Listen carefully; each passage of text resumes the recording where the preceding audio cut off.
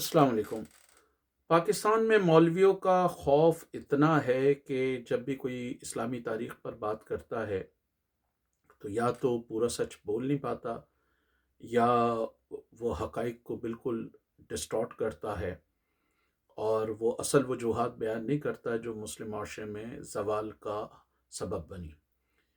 इसी में एक यूट्यूबर हैं कोहिस्तानी साहब, जिन्होंने the great history of Islam के हवाले से एक वीडियो की और उसमें उन्होंने स्वीपिंग स्टेटमेंट देते हुए ये बताने की कोशिश की कि ज़वाल के असबाब क्या थे। तो इस बात को समझना ज़रा अहम है। हिस्ट्री जो है वो ऑब्जेक्टिव तरीके से बयान की जानी चाहिए। मसलन इस्लाम के बाद रसूलुल्लाह सल्लल्लाहु अलैहि वसल्लम के विसाल के बाद ही खिलाफत पे पहला जो है वो तनाज़ा हुआ। उसमें अंसार और महाजरीन दोनों का दावा था। फिर हज़रत अबू बकर मुंतखब हुए,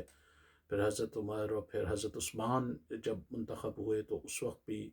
तनाज़ा चलता रहा थोड़ा बहुत, और उसने शिद्दत इख्तियार की जब हज़रत उस्मान की शहादत हो गई। तो एक तरफ लोग जो है वो क़सास उस्मान चाहते थे, अमीर माविया और उनके साथी, और हज़रत अली जो है वो लाज़िम बात सूरत हाल को उस वक्त कंट्रोल करना चाहते थे कि ये क़सास का मामला बाद में देखा जा सकता है, कि अभी फ़ौरी तौर पे खिलाफत के मामले को देखा जाए। उसके बाद अमीर माविया आगे जो 19 साल तकरीबन कायम रहे इक़्तिदार में, और 89 ईयर्स बनो उमय्या मजमूई तौर पे हुकूमत करती रही रसूलुल्लाह सल्लल्लाहु अलैहि वसल्लम के विसाल के बाद, जो 632 में तकरीबन हुआ। और उसके बाद अब्बासी आगे जिनका अ, अ, दौर जो है वो काफ़ी तवील था, वो तकरीबन 13वीं सेंचुरी तक रहा। तो तकरीबन 300-400 साल से ज़्यादा उन्होंने जो है वो अब्बासियों ने हुकूमत की, बल्कि तकरीबन 500 साल के करीब। लेकिन मुस्लिम दुनिया में क्योंकि हज़रत उमर के ही दौर में फतूहात अच्छी खासी हो गई थी, हज़रत अली के दौर तक, अमीर माविया के दौर तक, जिनको बर्ट्रैंड रसल ने एम्पायर बिल्डर कहा, बहुत सारे इलाक़ों पे मुसलमानों की हुकूमत हो गई थी। अल अंदलुसिया में भी पहुँच गए थे, हिंदुस्तान भी पहुँच गए थे।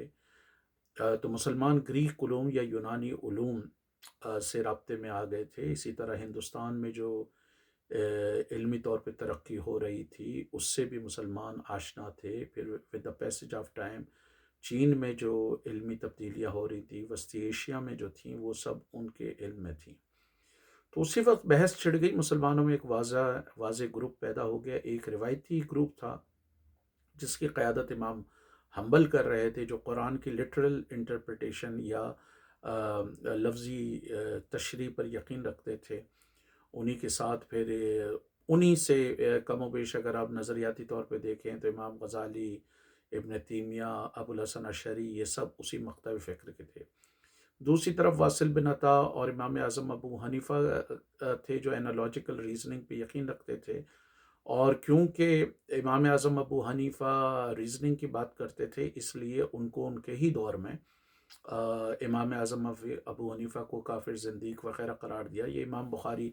जिनकी कोहिस्तानी साहब बड़ी तारीफ़ कर रहे थे, इन्होंने भी उन पर फतवे लगाए। हम्बल के बेटे ने भी उन पर फतवे लगाए। उनको जो है काफ़िर, ज़िंदीक़ करार दिया गया, इस्लाम से ख़ारिज करार दिया गया। क्यों? क्योंकि वो अक़ली तौजीहात पेश करने की कोशिश करते हैं, और वो जो है एनालॉजिकल रीज़निंग करते हैं, राय देते हैं, नुक्ता नज़र देते हैं। इस वजह से उनको जो है वो उस पर कुछ ने तो, उनके मुखालफिन ने उनको नाकाबिले इलाज बीमारी भी करार दिया। और ये वासिल बिन अता से जो मुसलमानों में एक रैशनलिस्ट स्कूल ऑफ थॉट पैदा हुआ, जिसे मुअत्ज़िलाइट कहते हैं या मुअत्ज़िला कहते हैं, उनका कहना ये था कि इंसान को खुदा ताला ने अक़्ल सलीम दी है, तो इंसान को अपनी अक़्ल यूज़ करना चाहिए। शरीयत भी आपको रहनुमाई और वेलफेयर की तरफ लेके जा सकती है, और अक़्ल भी आपको वेलफेयर की तरफ लेके जा सकती है। मसलन अक़्ल ने अगर इंसुलिन बनाई है, टीबी का इलाज दरियाफ़्त किया है, जरासीम पर काबू पाने के लिए मुख्तलिफ़ दवाई की हैं, मुख्तलिफ़ वैक्सीन ईजाद की हैं, तो वो भी इंसानी फ़लाह के लिए है। और अगर शरीयत आपको बुरे कामों से रोक रही है, ज़ुल्म से, जबर से, बुराई से रोक रही है, तो वो भी अच्छे कामों के लिए। ये उनकी बेसिक आर्गुमेंट था। और उनका एक ये भी था कि सारी चीज़ें خدا کی مخلوق ہیں، اور کیونکہ قرآن بھی خدا کی تخلیق ہے، تخلیق اس سینس میں نہیں کہ اس کو کسی بندے نے لکھا ہو، بلکہ یہ کہ جس طرح پوری دنیا جو ہے وہ خدا کی تخلیق، اس طرح قرآن بھی خدا کی ایک تخلیق ہے۔ تو یہ مختلف امور پہ ان کے وہ تھے، اور پھر یہ جو معتزلائٹس تھے یہ اقتدار میں بھی آئے، تین خلیفہ جو تھے تقریباً وہ ان کے ہم نوا تھے، اور ان سے پھر یہ غلطی بھی ہوئی کہ انہوں نے زبردست اقلیت پسندی کو لوگوں پہ تھوپنے کی کوشش کی، جس کے ریپرکشنز نکلے۔ لیکن دوسری طرف، اور دوسرا یہ تھا کہ یہ تقدیر پرست نہیں تھے، یہ فیٹلسٹ نہیں تھے، یہ اس بات پر یقین نہیں رکھتے تھے کہ ہر کام جو ہے وہ اللہ کی طرف سے ہو رہا ہے، جبکہ یہ امام حنبل اور یہ ان کے ابوالحسن اشعری، غزالی اور ابن تیمیہ وغیرہ، اور بعد میں یہ جتنے ہمارے مولوی ہیں، مودودی وغیرہ، طارق جمیل ہو گئے، عبد الوہاب ہو گئے، عبد الوہاب نجدی ہو گئے، مولانا عبد الوہاب ہو گئے، الیاس قادری وغیرہ، یہ پوری مسلم دنیا میں جو ہے تقدیر پرستوں کا غلبہ ہے۔ تو تقدیر پرستوں کا یہ کلیم تھا کہ اللہ نے ہر چیز لکھ دی ہے، اور جو بھی آپ کام کر رہے ہیں وہ اللہ کی مرضی سے ہو رہے ہیں۔ تو نعوذ باللہ کہ اگر آپ قتل کر رہے ہیں یا چوری کر رہے ہیں، تو عقلیت پرست اس پر یہ اعتراض لگاتے تھے کہ بھئی اگر آپ کے پاس فری ول نہیں ہے، اگر آپ کے پاس جو ہے وہ انڈیپینڈنس نہیں ہے، اگر آپ کے پاس خود مختاری نہیں ہے، تو پھر آپ سے روز جزا اور سزا جو ہے سوال جواب کیسے ہو سکتا ہے؟ اللہ تعالیٰ نے آپ کو عقل دی ہے، آپ کو خود مختار بنائے، اچھے اور برے کی تمیز سکھائی ہے، تو آپ کا اس کے حساب سے حساب ہوگا۔ اور وہ یہ کہتے تھے کہ مذہب اور ہر معاملے میں آپ کو عقل استعمال کرنا چاہیے۔ جب آپ نے یہ عقلیت پرستی کا فلسفہ شروع کو کہ واصل بن عطا سے ہوا، عراق میں مختلف لوگوں کے ہاتھ گیا، لیکن پھر یہ مختلف علاقوں میں پھیلا، اور اس کی وجہ سے الاندلوسیہ تک گیا، جہاں ابن رشد اور دوسرے فلسفی جو ہے وہ ایک طریقے سے عقل پرست تھے یا عقل پسند تھے۔ اسی طرح ابن سینا، ابن باجہ، ابن طفیل، البیرونی وغیرہ، ابن خلدون، یہ سارے آپ جو دیکھیں بڑے بڑے مسلمانوں نے فلسفی جو پیدا کیے، تنقیدی سوچ رکھنے والے پیدا کیے، سائنسدان پیدا کیے، وہ اس سوچ کی وجہ سے پیدا کیے۔ لیکن ان کے خلاف ہی امام غزالی اور ابوالحسن اشعری جو خود پہلے معتزلائٹ تھے، انہوں نے اس کے خلاف ریولٹ کیا، اور انہوں نے ایک طریقے سے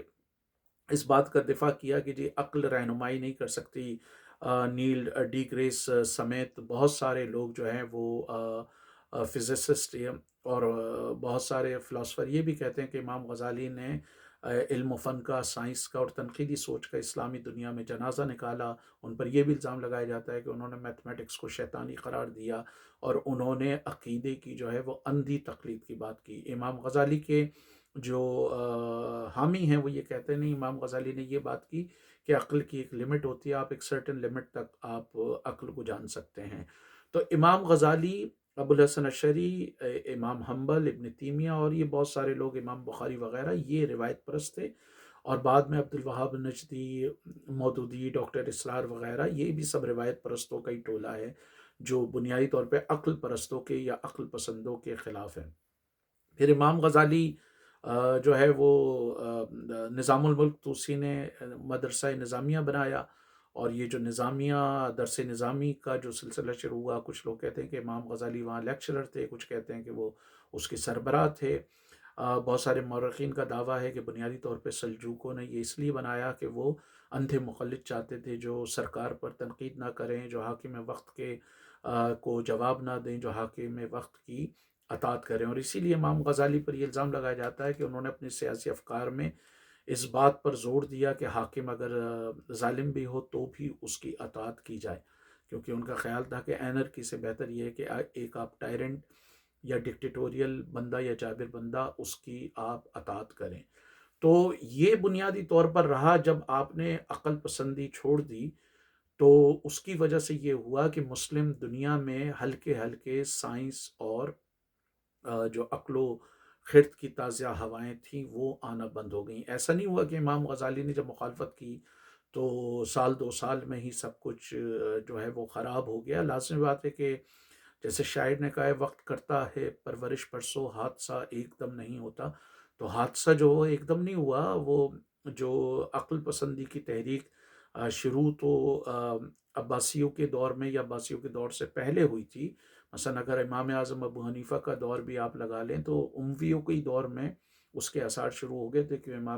امام اعظم ابو حنیفہ 699 میں پیدا ہوئے تھے، تو اینالوجیکل ریزننگ کی تو انہوں نے بات کی، تو یہ 8 سینچری سے ایک طریقے سے سلسلہ شروع ہو گیا تھا، اور وہ لازم بات ہے پھر پورے اسلامی دنیا میں پھیلا، پرشیا میں بھی پھیلا، وسطی ایشیا میں بھی پھیلا،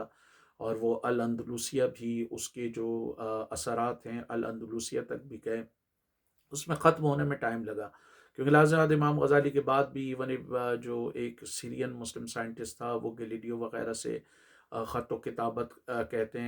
ہیں کہ وہ خط و کتابت میں تھا، اسی طرح تقی الدین 16 سینچری کا سائنٹسٹ تھا، البیرونی وغیرہ اور دوسرے یہ غزالی کے بعد کے ہیں، لیکن غزالی نے جو وہ شروع کیا تھا سلسلہ، اس میں روایت پرستوں نے ہلکے ہلکے اپنی پوزیشن مضبوط کرنا شروع کر دی، اور سب سے بڑا روایت پرستوں کو خطرہ یہ تھا کہ اگر تنقیدی سوچ شروع ہوگی، ملا کی اتھارٹی وہاں پہ کم ہو رہی تھی، یہ جو روایت پرست مولوی تھے ان کی اتھارٹی کم ہو رہی تھی،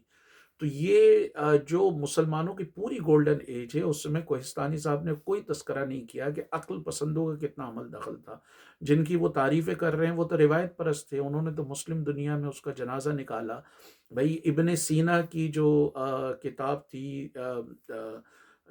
میڈیسن کے حوالے سے وہ پڑھائی جاتی تھی، یورپ میں کوئی ابن تیمیہ وغیرہ کو تو نہیں پڑھایا جاتا تھا، یا یورپ میں جو امام حنبل کو تو نہیں پڑھائی جاتا تھا، ان کی جو مسند ہے اس کو تو نہیں پڑھایا جاتا تھا، یورپ نے جو بینیفٹ کیا وہ ایویروز یا ابن رشد سے کیا، جابر بن ایان سے کیا، الفارابی سے کیا، الخوارزمی سے کیا، ابن سینا سے کیا، اور ابن سینا کے خلاف جو ہے وہ ابن تیمیہ نے فتویٰ دیا، وہ تو ابن تیمیہ اتنے تنگ نظر تھے کہ انہوں نے اشرائٹ کے خلاف بھی جو ہے وہ فتویٰ دیا، حالانکہ وہ نظریاتی طور پہ ان کے قریب تھے، کیونکہ ابن تیمیہ کسی طرح کی سوچ و فکر کے جو ہے وہ دائی نہیں تھے، کہ کسی بھی طرح کی سوچ و فکر ہونا چاہیے، کسی بھی طرح کی عقل پسندی ہونی چاہیے، تو انہوں نے تو ان کو بھی نہیں چھوڑا، اس سے یہ ہوا کہ اسلامی دنیا میں تنگ نظری بڑھتی گئی، مثلا ابن رشد نے ایرسٹاٹل کے میٹا فزکس پہ کہتے ہیں کہ کچھ لوگ تو کہتے ہیں کہ 1100 مقالے لکھے، کچھ لوگ کہتے ہیں کہ بہت سارا لکھا ہے، اسی طرح ابن سینا جو ہے وہ ایرسٹاٹل سے بھی انفلوئنس تھا، افلاطون سے بھی انفلوئنس تھا، بالکل اسی طرح جو الفارابی تھا وہ افلاطون سے بڑا انفلوئنس تھا، اس کی کتاب جو مدینۃ الفاضلہ ہے اس کے بارے میں کہا جاتا ہے کہ وہ افلاطون کی ریپبلک سے بہت زیادہ انفلوئنس ہوئی، اسی طرح ٹالمی ہوں یا مٹیریلسٹ فلاسفر ہوں، انہوں نے بھی مسلمان فلسفیوں کو بہت وہ کیا، اور یہ مسلمان فلسفی کیونکہ اوپن مائنڈڈ تھے اس لیے ہندوؤں سے بھی سیکھتے تھے، یا یہ نیسٹورین سے بھی سیکھتے تھے، جیکوبائٹ کرسچن سے بھی سیکھتے تھے، اور جو بغداد میں دارالحکمہ تھا اس میں عیسائی، یہودی، مسلمان اور ایون ایتھیسٹ اور ایگنوسٹک وہ سب مل کر کام کرتے تھے، اسی طرح الاندلوسیہ میں جو مسلمان فلسفی تھے یا کریٹیکل سوچ رکھنے والے تھے وہ یہودیوں سے، عیسائیوں سے، سب سے مل کر، اور الاندلوسیہ میں جو انہوں نے یونیورسٹی بنائی اس میں ایک عیسائیوں کا ٹاپ لیڈر وہاں سے اس نے پڑھا۔ اب مجھے یہ بتائیں کہ درس نظامی جو کیا، اس میں درس نظامی میں آ کر کتنے ہندوؤں نے، کتنے یہودیوں نے، کتنے عیسائیوں نے، کتنے انہوں نے پڑھا، تو انہوں نے بنیادی طور پر عقل و خرد کے دروازے بند کیے، اور انہوں نے بنیادی طور پر جو علمی حوالے سے جو کام ہو سکتا تھا اس پر وہ لگائی، مثال کے طور پہ مسلمانوں نے میتھمیٹکس برہما گپتا سے لیا، اور پھر لازم بات ہے اس میں اضافہ کر کے الخوارزمی کے بارے میں سے کہا جاتا ہے جو الگوریدم ورڈ ہے وہ الخوارزمی کا بگڑا ہوا ہے، تو یہ جو عرب نیمرلز تھے یہ بیسکلی ہندوؤں سے انہوں نے لیے، تو مسلمانوں نے یہ جوائنٹ کولیبریشن کیا، تو جب مسلمانوں نے اندھی تقلید شروع کر دی اور جب یہ اقلیت پسندوں کا جو معاملہ آیا، اس کے بعد مسلم دنیا میں لازم بات ایک زوال کی کیفیت شروع ہوئی، اور جو منگولوں کے ملٹری اٹیکس تھے ان کو وہ نہیں کر سکے، ان کا جواب نہیں دے سکے، اور اس کی ایک بڑی وجہ یہ تھی کہ لازم بات ہے کہ مسلم دنیا میں علم ہلکے ہلکے، علم و فن ہلکے ہلکے جمود کا شکار ہو گیا، جب منگول بھی آئے جو ان کے پاس ایڈوانس ٹیکنالوجی تھی وہ سیج کی تھی، سیجنگ ٹیکنالوجی، لیکن ان مولویوں نے جو ہے وہ مسلم دنیا کو پسماندگی کی طرف دھکیلا، اس کا پھر رزلٹ یہ ہوا جس کا کوہستانی صاحب نے بھی تذکرہ کیا، جس پہ لوگ ڈسپیوٹ بھی کرتے ہیں کہ جی پرنٹنگ پریس پر بھی کفر کے فتوے لگائے گئے. کچھ مورخین کہتے ہیں کہ نہیں جی آرمینین عیسائی اور کچھ یہودیوں کو آٹومن امپائر نے کتابیں چھاپنے کی اجازت دی تھی، لیکن وہ بھی ان کی مذہبی کتب کو چھاپنے کی اجازت دی تھی، لیکن ٹرکش یا عربک میں انہوں نے کتابیں چھاپنے نہیں دیں. جب جرمنی یا یورپ میں کے مختلف علاقوں میں دھڑ دھڑ کتابیں چھپ رہی تھیں، مسلمان مولویوں کی وجہ سے جو ہے وہ دو آٹومن امپائر کے حکمراں تھے جنہوں نے اس پر پابندی لگائی. بالکل اسی طرح ہندوستان میں لاؤڈ اسپیکر آیا تو مولوی نے کہا کہ اس سے شیطان بھوکتا ہے. مفتی شفیع جو تقی عثمانی رفیع عثمانی کے ابا ہیں، ان کے بارے میں دعویٰ کیا جاتا ہے کہ انہوں نے یہ بات کی. اسی طرح فوٹوگرافی، الٹرا ساؤنڈ، ٹیلی گرام، انٹرنیٹ، ٹرین وغیرہ جب آئے، ساری چیزیں آئیں، ان پر جو ہے فتوے ہیں. اور یہ فوٹوگرافی کا فتویٰ تو اتنا پرانا نہیں ہے، ابھی 96 کی بات ہے کہ ملا عمر تصویر نہیں کھنچواتا تھا، ملا مفتی نظام الدین شامزئی تصویر نہیں کھنچواتا تھا. تو مسلم دنیا نے ایک بحث اس وقت یہ بھی ہوئی تھی کہ اصل عالم بنیادی طور پہ وہ ہیں جو درس نظامی سے پڑھ کے نکل رہے ہیں، یا اصل عالم وہ ہیں جو کائنات کے اسرار و رموز پہ غور و فکر کرتے ہیں. اگر کائنات کے اسرار و رموز پر غور و فکر کرنے والے عالم ہیں تو پھر حقیقی عالم جو ہے وہ امام حنبل، ابن تیمیہ، بخاری، اشعری اور مودودی، یا احمد رضا خان صاحب بریلوی، شفیع کاڑوی، عبد الوہاب نجدی، رشید گنگوہی، قاسم نانوتوی، حسن بنا وغیرہ نہیں ہے. پھر اصل عالم ابن رشد ہے، جابر بن حیان ہے، الفارابی الکندی ہے، ابن سینا ہے، ابن طفیل ہے، ابن باجہ ہے، یہ بہت سارے ابن حاسم وغیرہ. یہ پھر بحث ہو سکتی ہے تقی الدین. اسی طرح تقی الدین جو 16 سینچری کا سائنٹسٹ تھا، اس نے گلیکسیز کو آبزرو کرنے والی پہلی وہ بنائی، آبزرویٹری بنائی. اور کہتے ہیں کہ مولوی نے توڑوا دیا. برنارڈ لوئس نے واٹ وینٹ رانگ میں اس میں بڑی ڈیٹیل سے لکھا ہے، اور اس نے یہ واقعہ بیان کیا. اور اسی 16 سینچری میں ڈنمارک کا ایک مسیحی سائنسدان تھا جس نے آبزرویٹری بنائی، وہ آج بھی موجود ہے. تو یہ واقعہ پورا بیان کرتا ہے. اسی طرح ہندوستان میں جب فارسی میں قرآن کے ترجمے کی کوشش کی گئی، ان پہ کفر کا فتویٰ لگا، اس پر کہا گیا کہ یہ اسلام کے خلاف ہے. اردو میں جب ٹرانسلیٹ کرنے کی کوشش کی، اس پہ کفر کا فتویٰ لگا گیا. ہماری الیاس قادری صاحب نے اعلان ٹی وی کو کہا کہ یہ شیطانی چیز ہے. آج وہ اس شیطانی ایجاد پہ خود اپنا چینل بنا کے بیٹھے ہیں، اور ان کو اتنی توفیق بھی نہیں ہے کہ اس پہ وہ کریں. تو بنیادی طور پر یہ ہوا کہ جو علم میں، فنون میں، سائنس میں، فلسفے میں جمود آیا، وہ جمود بالآخر جو ہے وہ شکار بنا آپ کی شکست کا بھی. اور منگولوں کے پاس ٹیکنالوجی تھی نیچرلی، وہ جو سیج کو توڑنے کی، محاصرہ توڑنے کی انہوں نے ٹیکنالوجی جو چائنیز سے سیکھی تھی، اس کو انہوں نے مختلف جگہ جو ہے وہ اس کا اطلاق کیا. نہ صرف یہاں پر کیا مسلمانوں کے خلاف، بلکہ یوکرین میں بھی انہوں نے ایک جگہ، یوکرین کے ایک پوائنٹ پر جو ہے وہ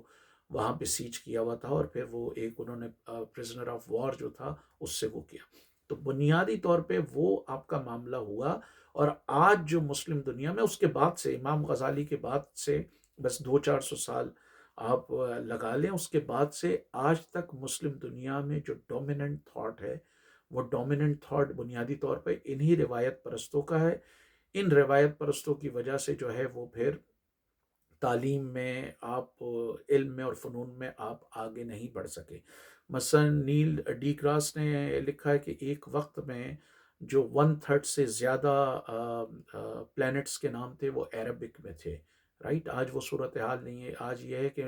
1/3 نوبیل پرائز جو ہے وہ یہودیوں کو جاتے ہیں، کیونکہ آج آپ کے عالم جو ابن رشد، شابر بن حیان، اس طرح کے سائنسدان نہیں ہیں. اور ان کے ساتھ جو سلوک کیا گیا وہ بھی کوہستانی صاحب نے نہیں بتایا کہ ابن سینا پہ کفر کا فتویٰ لگا. ابن رشد نے بیچارے نے بڑی مشکل سے اپنی جانیں بچائیں، اس کی کتابوں کو جلایا گیا. اور جو دوسرے مسلمان سائنسدان سے ان کے ساتھ کس طرح کا رویہ ہوا، جو فلسفی تھے ان کے ساتھ کس طرح کا رویہ ہوا، تو یہ کوہستانی صاحب نے بتایا نہیں. اور یہ سارے روایت پرست تھے. یہ جو روایت پرستوں کا ٹولہ تھا، یا ان کی سوچ تھی. ان کی سوچ جب پروان چڑھی، یہ سوچ جب طاقتور ہوئی، تو لازم بات ہے اس سوچ نے جو ہے وہ تباہی کا جو ہے وہ سامان کیا. لیکن یہ جن کو آپ کہہ رہے ہیں عباسی دور کے خلیفہ، ان کے خلاف بھی مسلمانوں کے ذرا فتوے پڑھ لیں، وہ ان کو بھی کوئی پسند نہیں کر سکتے تھے۔ عباسی خلیفاؤں نے میرٹ کی بنیاد پر کسی حد تک اوٹومن امپائرز کے لوگوں نے بھی، اور الاندلسیہ میں جو سٹی سٹیٹس تھیں ان کے حاکموں نے جو ہے وہ میرٹ کی بنیاد پر غیر مسلموں کو اعلیٰ عہدے پہ رکھا۔ الاندلسیہ کی کچھ ریاستوں میں سٹی اسٹیٹ میں جو ہے وہ یہودی، ایون اس دور کے اگر آپ آج کے لحاظ سے دیکھیں تو پرائم منسٹر کے عہدے پہ بھی پہنچے، جو چیف ایڈوائزر ہوتے تھے۔ اسی طرح یہ جو آپ کا بیت الحکمہ تھا، اس میں مختلف مذاہب کے لوگ مل کر کام کرتے تھے، لیکن امام غزالی، ابو الحسن اشعری، اور پھر جو بعد میں روایت پرست آئے، ان سب نے یونانی علوم کی مخالفت کی۔ اور مجھے بتائیں کہ درس نظامی میں کتنے یونانی علوم پڑھائے جاتے ہیں؟ درس نظامی نے کتنے سائنسدان پیدا کیے؟ ٹھیک ہے، آپ عقل پسندوں پر تنقید کر سکتے ہیں، ان کو برا بھلا کہہ سکتے ہیں، لیکن ان کی جو فکر تھی، جو ان کی تحریک تھی، اس سے اختلاف رکھنے کے باوجود آپ کو یہ بات ماننی پڑے گی کہ اس نے بڑے پیمانے پہ سائنسدان، تنقیدی سوچ رکھنے والے، فلسفی، منطق داں جو ہے وہ پیدا کیے۔ لیکن انہوں نے درس نظامی جو ہے وہ تقریباً اب 1000 سال کے قریب ہو گیا، یا ہو سکتا ہو ممکنہ طور پہ اس سے زیادہ ہو گیا ہو۔ درس نظامی والوں نے اب کتنے جو ہے وہ سائنسدان پیدا کیے، کتنے فلسفی پیدا کیے۔ تو انہوں نے بنیادی طور پہ جنازہ نکالا۔ جب لازمی بات ہے کہ آپ سائنسی علوم میں پیچھے رہ گئے تو ڈیفینیٹلی آپ کی ٹیکنالوجی کو بھی دھچکا لگا۔ جب ٹیکنالوجی کو دھچکا لگا تو آپ منگولوں کو اس طرح جو ہے وہ شکست نہیں دے سکے۔ اگر آپ کے پاس علوم و فنون میں آپ آگے ہوتے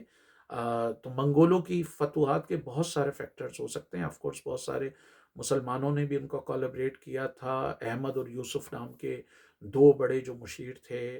منگولوں کے، وہ مسلمان رہے، کیونکہ منگول مذہبی لحاظ سے بڑے ٹالرنٹ تھے، تو انہوں نے مختلف مذاہب کے لوگوں کو مسلمانوں کی طرح انہوں نے بھی جو ہے وہ جگہ دی۔ بعض معاملات میں بڑے بروٹل تھے، لیکن بہت سارے معاملات میں اسپیشلی جو ریلیجس ٹالرنس ہے، اس میں ریلیجس ٹالرنس میں انہوں نے مختلف مذاہب کو جو ہے وہ آزادیاں دیں، اپنے اپنے مذہب کے مطابق وہ کریں۔ تو جو کوہستانی صاحب نے سب سے اہم ڈنڈی ماری، وہ یہ ڈنڈی ماری کہ یہ جو پوری عقل پسندوں کی بحث تھی اور روایت پسندوں کی جو بحث تھی، اس بحث کو قطعی طور پہ نظر انداز کر دیا۔ جن عباسی خلیفہ کی وہ تعریفیں کر رہے ہیں،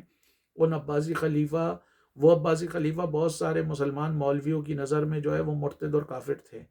وہ ان کو اچھا نہیں سمجھتے تھے۔ جن کے علوم کی، سائنس کی، فلسفے کی کوہستانی صاحب تعریف کر رہے ہیں، ان کے حوالے سے ذرا پڑھ لیں کہ ان مولویوں کا کیا نقطہ نظر تھا،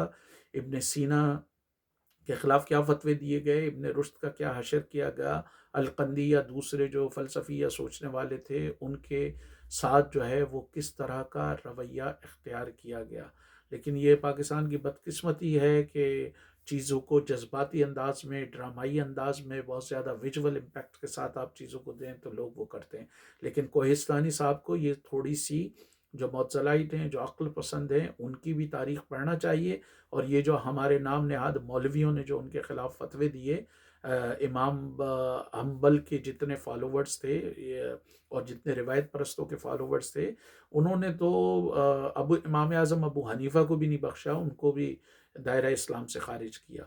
تو بہت سارے ناقدین کے خیال میں جو اسلامی دنیا میں جمود کا سلسلہ روایت پرستوں کی ایک سلو